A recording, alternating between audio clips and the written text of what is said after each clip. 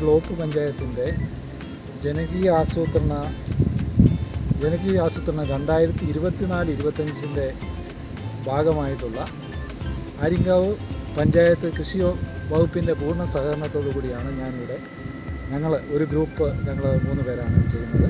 ഞങ്ങൾ ഒരു 1 ഏക്കർ 1.5 ഏക്കറിനടുത്തോളം കൃഷിയാണ് ഞങ്ങളിവിടെ പ്രധാനമായിട്ടും ജമന്തിയാണ് കൃഷി ചെയ്തിട്ടുള്ളത്. ജമന്തി, സൂര്യകാന്തി വളരെ കുറച്ച് ചെയ്തിട്ടുണ്ട്. പ്രത്യേകിച്ചുമായിട്ടും ഞങ്ങൾ ജമന്തി, അത് യെല്ലോ കളറുമുണ്ട്, അത് ഓറഞ്ച് കളറുമാണ് മെയിനായിട്ട് ചെയ്തിരിക്കുന്നത്. ഇതിന് എല്ലാ സപ്പോർട്ടും പഞ്ചായത്തിൻ്റെ ഭാഗത്തു നിന്നും കൃഷി വകുപ്പിൻ്റെ, പ്രത്യേകിച്ച് ഡോക്ടർ എബിമോൾ ആണ് കൃഷി ഓഫീസർ, ആര്യങ്കാവ് പഞ്ചായത്ത് കൃഷി ഓഫീസർ എബിമോളാണ്. പിന്നെ ആവശ്യമായ എല്ലാ നിർദ്ദേശങ്ങളും തരികയും സൈറ്റ് വിസിറ്റ് ചെയ്യുകയും അതുപോലെ തന്നെ വളപ്രയോഗമാണെങ്കിലും കീടനാശിനി പ്രയോഗമാണെങ്കിലും അതിന് വേണ്ടുന്ന എല്ലാ നിർദ്ദേശവും ഞങ്ങൾക്ക് ഓരോ സമയാസമയങ്ങളിൽ തരികയും ഇത് പൂർണ്ണമായ ഒരു വിജയമായിട്ട്, ഇന്ന് എൻ്റെ വിളവെടുപ്പ് ഉദ്ഘാടനമായിരുന്നു, പൂർണ്ണമായ ഒരു വിജയമായിട്ട് വന്നതിൽ ഒത്തിരി സന്തോഷമുണ്ട്. ഇത് കാണാനായിട്ട് ഒത്തിരി പേര് വരുന്നുണ്ട്. ഇതിനെല്ലാം സഹകരിച്ച് എല്ലാവർക്കും പ്രത്യേകമായിട്ട്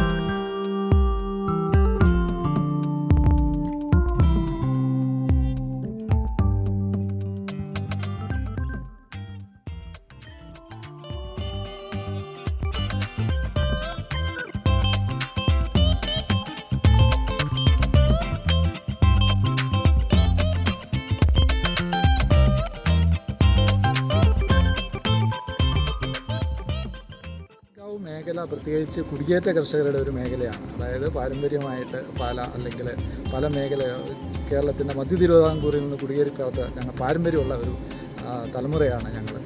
ഇത് ആര്യങ്കാവിൽ നിന്ന് പഠിച്ച് പലരും പല മേഖലകളിലേക്ക് പോയി ജോലി ആണെങ്കിൽ പോലും അവർക്ക് കൃഷിയോടുള്ള ആഭിമുഖ്യം എപ്പോഴും നിലനിർത്തിക്കൊണ്ട് തന്നെയാണ് ഇരിക്കുന്നത്. അത് എൻ്റെ കേസിലാണെങ്കിലും അത് തന്നെയാണ്. ഞാൻ തിരുവനന്തപുരത്താണ് താമസിക്കുന്നത്, permanently settled in Trivandrum, work ചെയ്യുന്നത് അബുദാബിയിലാണ്. ഇപ്പം വെക്കേഷനാണ്, വർക്ക് ഫ്രം ഹോമാണ്.